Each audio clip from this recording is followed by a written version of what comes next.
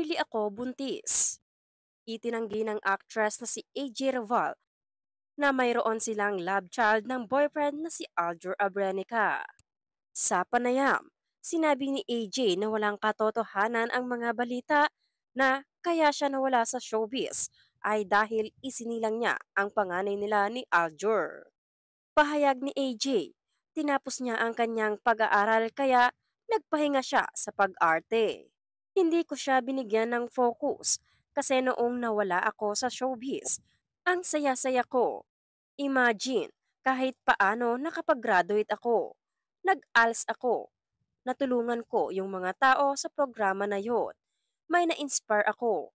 Bakit ako magpo-focus sa ganong bagay? Ani AJ. Actually, di ko na siya napansin. Masyado kasi nasanay na ako sa mga issue-issue. Tsaka yearly ako buntis ever since. Haha, dagdag niya.